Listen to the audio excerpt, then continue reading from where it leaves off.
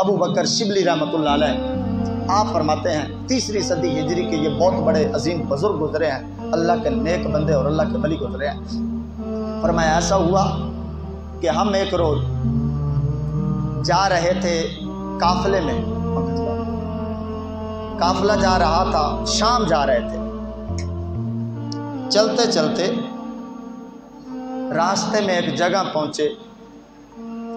जब वहाँ पहुंचे तो वहाँ हमें डाकुओं का सामना करना पड़ा। डाकुओं का हमने सामना किया तो डाकुओं ने हमसे सारा माल लूट लिया। सारा माल जब उन्होंने लूटा तो उनका एक सरदार था, उन्होंने वो सारा माल सरदार के सामने रखा।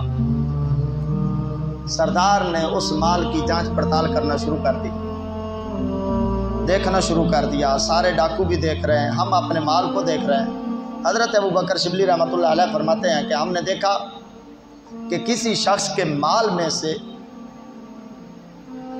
शक्कर और बादाम निकले।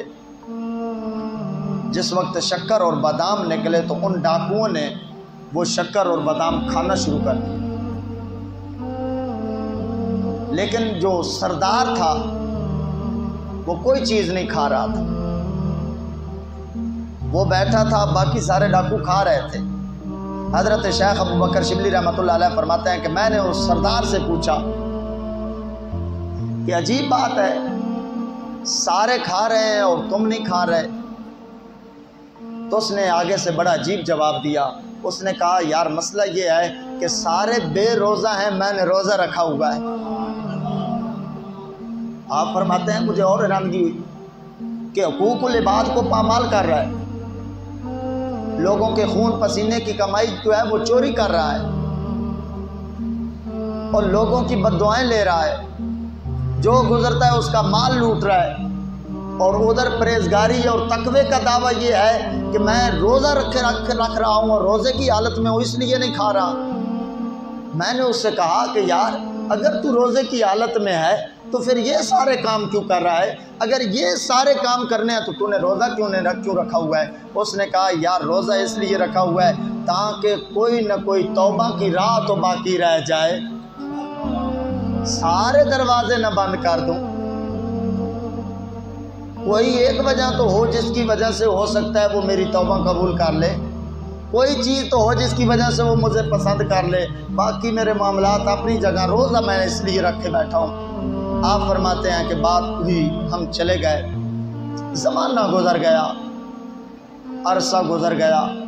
कुछ अरसे के बाद हमने देखा कि मैं काबे में जब गया तो काबे में वही डाकुओं का सरदार एहराम बांधे काबे का तवाफ़ कर रहा है।